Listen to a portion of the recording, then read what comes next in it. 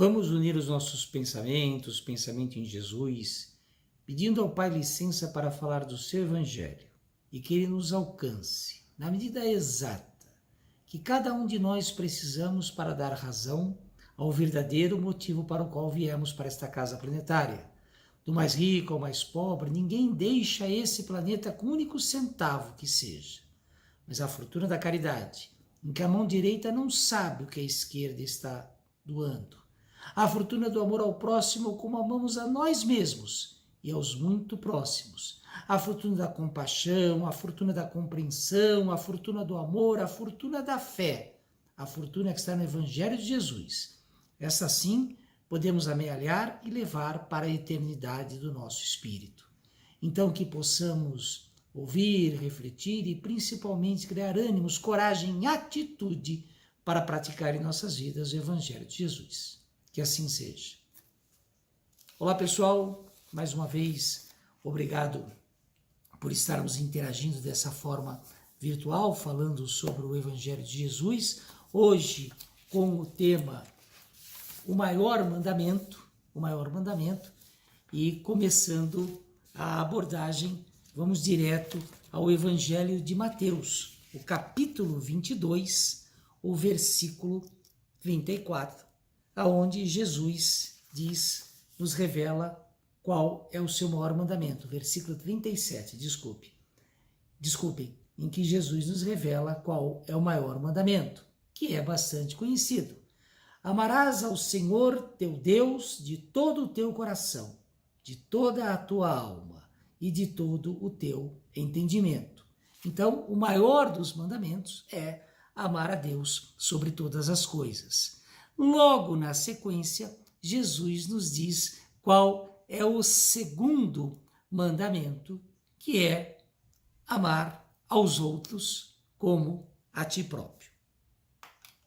Esses dois mandamentos resumem a doutrina que Jesus nos deixou, que Jesus nos ensinou, que o Espiritismo nos traz em todas as situações, em todos os ensinamentos da codificação de Allan Kardec.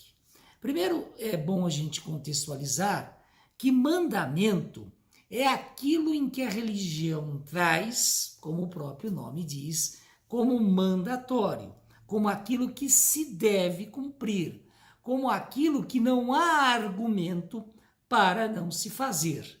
Então, o primeiro mandamento da doutrina de Jesus, que o Espiritismo nos esclarece, é: vamos amar a Deus sobre qualquer coisa, acima de qualquer situação. Naturalmente, quando Jesus nos mostra esse mandamento, ele nos diz que devemos amar a doutrina, devemos respeitar, devemos seguir a doutrina que ele nos trouxe através do seu Evangelho e que o Espiritismo, através de Allan Kardec e de tantos outros, nos ensina, nos codificam, nos dão as diretrizes, nos dão os passos para seguirmos, que são passos absolutamente simples, absolutamente plausíveis, totalmente possíveis para cada um de nós, em qualquer situação das nossas vidas, seguir o mandamento de amar a Deus sobre todas as coisas, sobre qualquer coisa, acima de tudo, e amar aos outros como amamos a nós mesmos. E aí esse talvez a gente se complique um pouco, a gente se atrapalhe um pouco para fazermos, e esse atrapalhar é a gente não ter ânimos, não ter vontade, não ter coragem de seguir esse mandamento, que é a lei maior do amor, que é amar as pessoas, nos dedicar às pessoas, fazer as coisas para todos que precisam, da forma que precisam e da melhor forma possível, como faríamos para nós mesmos. O próprio Evangelho nos traz que a gente desvirtua desse mandamento por causa da situação, por causa da característica que, infelizmente, trazemos, que é o egoísmo, e que nada mais é, de forma muito simples, de forma singela, do que olhar para nós mesmos, para o próprio umbigo, ao invés de olhar as necessidades dos outros, as necessidades daqueles que nos cercam, e a gente costuma exacerbar, a gente costuma potencializar o nosso egoísmo com as pessoas que a gente não ama tanto, que a gente não tem um relacionamento maior, ou que a gente não tem uma proximidade de amor tão genuína. Evidentemente, muitas vezes a gente potencializa esse egoísmo com alguém que a gente conhece, com alguém que a gente diz bem querer, muitas vezes até parentes próximos, mas na verdade não temos ali o amor verdadeiro, o amor que Jesus nos ensinou, senão não estaríamos em relação a essas pessoas que talvez a gente diga amar, a gente diga bem querer, a gente não tenha um sentimento de egoísmo para com aquelas pessoas. O egoísmo, que é o maior mal que a humanidade pode ter, que o Espiritismo nos traz, que enquanto a gente não extirpá-lo, enquanto não tirarmos, enquanto não excluirmos, enquanto não acabarmos com eles, na face da Terra, este planeta não será um planeta de desenvolvimento espiritual, não será um planeta preparado para a paz, para o amor, pela harmonia que Jesus nos trouxe os ensinamentos para esta transformação. Enquanto não acabarmos com o egoísmo, nós não vamos conseguir fazer essa transformação, fazê-lo um planeta melhor. O egoísmo é filho do orgulho. O egoísmo, aquele que impede o desenvolvimento espiritual da sociedade, ele é uma praga que impregna em todos nós, de olharmos para nós mesmos, de vermos os nossos interesses, de ver aquilo que queremos, aquilo que desejamos, e muitas vezes não é o que mais necessitamos, mas é aquilo que prejudica o desenvolvimento da humanidade de forma potencializada. E por que o egoísmo, que é de encontro, que é ao contrário do ensinamento maior que Jesus nos traz, o primeiro mandamento, amar a Deus sobre todas as coisas, e o segundo, logo na sequência, amar ao próximo como a nós mesmos, como a ti mesmo, porque o egoísmo nos destrói tanto, porque a gente não consegue ou a gente não quer fazer essa transformação, porque não compreendemos o ensinamento que o Evangelho segundo o Espiritismo nos traz, ou se o compreendemos, não praticamos, que é a caridade genuína, não somente a caridade material, tão importante, mas a caridade no seu sentido maior, a caridade no sentido de praticarmos o amor incondicional, praticarmos o amor tal qual Jesus nos traz, tal qual Jesus nos trouxe. Jesus não tinha dificuldade de lidar com criminosos, com prostitutas, com pessoas dos maiores defeitos possíveis. Jesus nunca teve essa dificuldade, porque Jesus, acima de tudo, dava uma nova chance a todos. Ele dava uma oportunidade a cada malfeitor de se arrepender e de fazer a transformação.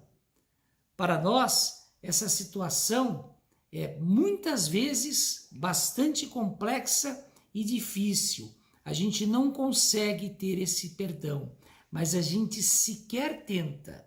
Em situações muito mais amenas, em situações que não são tão graves, coisas que nos acontecem, amigos, pessoas do nosso relacionamento, parentes, que cometem algum lapso, que fazem alguma coisa, nós não conseguimos perdoá-los, nós não conseguimos entendê-los, mas muitas vezes nós somos os agentes dessas situações e como agentes a gente quer ser compreendido, se é que admitimos que erramos, o que é difícil, porque o nosso egoísmo, o nosso orgulho não nos deixa enxergar. Mas, mesmo que admitindo, a gente não aceita que não sejamos perdoados, que os nossos lapsos, que as coisas erradas que fizemos não sejam entendidas, não sejam compreendidas, não sejam perdoadas. Em muitas ocasiões, a nossa arrogância, a nossa soberba, que andam de mãos dadas com o egoísmo, não nos deixam enxergar, não nos deixam ver, não nos deixam entender porque as outras pessoas não nos perdoam e nós mesmos não o fazemos. O próprio Evangelho de Jesus conta uma história conhecida de um homem que devia o seu senhor e, quando cobrado, se ajoelhou aos pés do Senhor, suplicando, pedindo que ele não o entregasse, não levasse ele à prisão, que ele tinha mulher, que ele tinha filhos, que ele precisaria cuidar deles e, portanto, não poderia ser preso. E esse senhor o perdoou. Saindo dali, esse mesmo homem encontrou um outro devedor dele, de um valor muito menor, o Evangelho fala em 10 denários. E esse homem estrangulou, agarrou o pescoço daquele devedor, o obrigando a pagar. E aquele devedor suplicou, se ajoelhou aos pés daquele homem, pedindo que o perdoasse. E ele não o fez. E ele o entregou às autoridades para que ficasse preso até que a sua dívida foi sanada. O Senhor, avisado disso, sabendo disso, chamou aquele homem e falou: caramba, eu o perdoei, por que você não fez o mesmo com o seu devedor? E aí o entregou também às autoridades. Será que isso não acontece no nosso dia a dia? Claro que adaptado ao momento atual, é claro, evidente que voltado à nossa realidade. Será que muitas vezes nós não pedimos perdão para com as situações, com as coisas que fazemos, com os erros que cometemos e não perdoamos quando as coisas nos atingem ou quando aqueles que nos cercam também cometem situações que nos prejudicam? Será que não estamos orando, pedindo para sermos perdoados dos nossos pecados, dos nossos erros, mas não estamos perdoando aqueles que erram com a gente? A própria oração que Jesus nos ensinou, o Pai Nosso, fala sobre isso. Fala em que perdoai as nossas ofensas, assim como nós perdoamos aquele que nos tem ofendido. Será que realmente perdoamos aqueles que nos ofendem? E também o Evangelho nos traz um exemplo, uma máxima, que todos nós somos concebidos com o germe, com a essência do amor. Todos nós, independentemente do maior malfeitor ao melhor benfeitor, todos nós temos esse germe do amor. Nós somos concebidos com isso. É fácil de entender. O maior criminoso, a pessoa que faz a situação mais horrenda, a pior coisa que se pode imaginar, mesmo essa pessoa ama alguma coisa, tem carinho, tem proteção por alguma situação. Talvez seja uma pessoa tão animalesca, tão ainda embrionária no desenvolvimento espiritual, que o amor se dê por algum objeto que a pessoa goste muito, que ela tenha como seu pertence, muitas vezes por um animal, por uma planta, o que é absolutamente válido, esse amor por um ser vivo, muitas vezes é por uma mãe ou por uma pessoa que gosta muito, mas absolutamente todos nós temos esse germe, esse embrião do amor latente em nós, do amor verdadeiro, do amor que cuida, do amor que protege, do amor que procura dar a quem quer que seja, ao que quer que seja, a maior atenção possível, a atenção genuína do querer bem, da proteção, de que aquela pessoa, aquele objeto, aquela situação seja ou tenha a maior felicidade possível, o maior progresso possível, o maior desenvolvimento possível. Todos nós temos isso em nós, porque nós somos concebidos dessa maneira. Cabe, enquanto encarnados, entendermos que podemos desenvolver isso, que isso faz bem para cada um de nós, para a nossa passagem nesta casa planetária. E se todos nós seguirmos esta situação, este mandamento, este ensinamento, faremos a transformação da humanidade tal qual queremos. Essa é a essência que o Espiritismo nos traz. E está em nossas mãos fazê-lo. É difícil a gente tirar o egoísmo de dentro da gente, o orgulho. É difícil a gente deixar de olhar os nossos interesses, aquilo que a gente trata como as nossas necessidades, e olhar o interesse e as necessidades dos outros irmãos. É mais fácil a gente fazê-los com aqueles que a gente gosta mais, com aqueles que a gente tem um relacionamento mais estreito, e mesmo assim, muitas vezes nós caímos em contradição e muitas vezes a gente derrapa nessa linha, mas é mais fácil de que a humanidade como um todo.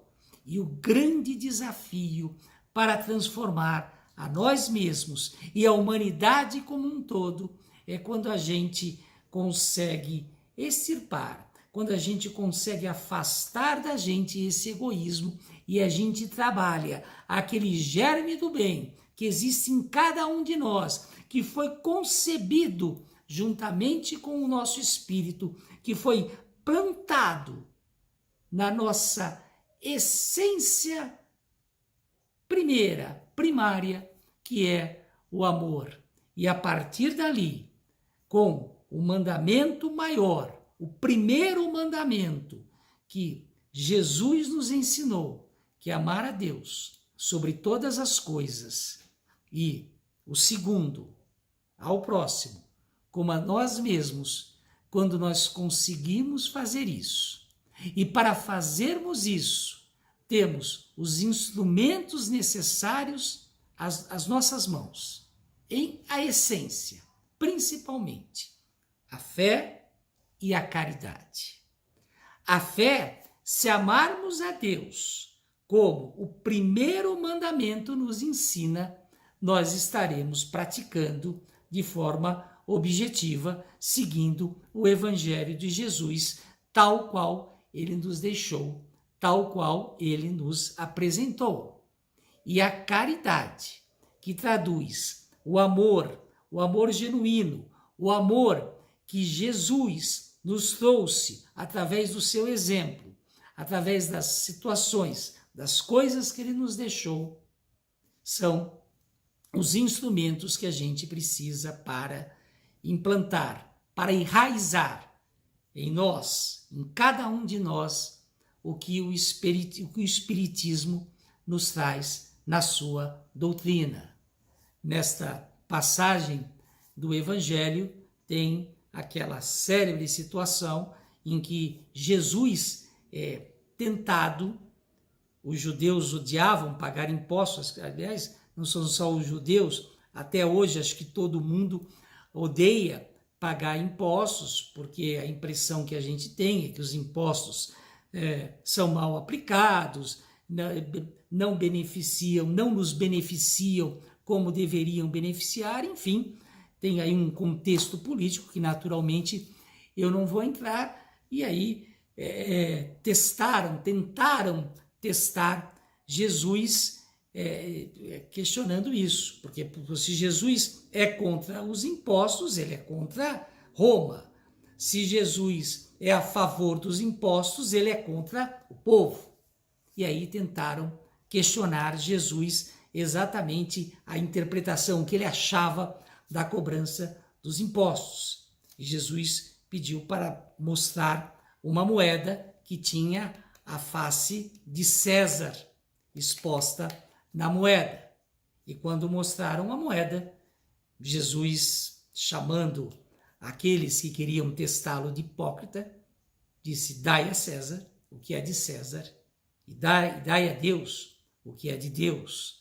Se a gente conseguir entender esse ensinamento de Jesus e procurar, dentro do mandamento maior, dar a Deus o que é de Deus, da nossa parte, ou seja, amar a Deus como devemos amar, respeitando o seu evangelho, praticando a caridade acima de tudo, praticando a lei do amor maior, estaremos cumprindo o maior mandamento de Jesus. E aí, certamente, fazendo isso, nós estamos próximos, nós estamos no caminho para praticar o segundo mandamento, que é entender a todos, compreender o funcionamento da humanidade, desse nosso planeta de expiação, desse planeta em evolução, desse planeta que, atendendo o grau do nosso espírito, ainda não é um planeta de desenvolvimento espiritual, de felicidade plena, estaremos procurando, cada um de nós, praticar, levar, guiar, ter isso como a nossa direção, ou seja, praticar o amor genuíno que nos ensinou Jesus. E esse amor certamente vai irradiar da nossa volta, para as pessoas que a gente tem relacionamento, as pessoas que nos encontramos, nem que seja poucas vezes, uma vez, por acaso, mas estaremos, através do nosso exemplo, através da nossa conduta, levando esse amor maior do ensinamento de Jesus. O Evangelho nos diz: se conseguirmos dominar o egoísmo e suas vertentes, aquelas situações que andam de mão dada com o egoísmo, o orgulho, a soberba, a falta de compreensão das pessoas, tudo isso, e transformarmos todas essas situações em fé, em caridade, em amor, conseguiremos cumprir a nossa etapa nesta casa planetária de forma que levaremos, que buscaremos, que conduziremos a nossa existência para o desenvolvimento espiritual que viemos buscar enquanto encarnados. Porque ninguém deixa esse planeta com um único centavo que seja. Vamos mais uma vez unir os nossos pensamentos, pensamento em Jesus, agradecendo ao Pai por ter ouvido sobre o seu Evangelho, por termos refletido, e vamos nos comprometer, cada um de nós, a praticar, a colocar em ação os ensinamentos do Evangelho de Jesus. Neste momento e neste período, focando no maior mandamento que Jesus nos deixou, que é amar a Deus sobre todas as coisas. E o segundo, amar ao próximo, amar aos outros, como a nós mesmos. Que assim seja. Meus amigos, muito obrigado por terem me ouvido. Muito obrigado por mais uma vez estarmos juntos de forma virtual. Vamos, como eu disse no final, na hora da oração, vamos nos comprometer a praticar o Evangelho de Jesus. O primeiro mandamento, o segundo mandamento, e certamente já estaremos dessa forma dando um passo para a nossa evolução espiritual. Que assim seja, que possamos nos encontrar pessoalmente, presencialmente, agora que a vacinação em plena pandemia está evoluindo, está andando, ou ainda de forma virtual, sempre refletindo e sempre buscando os ensinamentos do Evangelho de Jesus. Que assim seja. Um abraço a todos.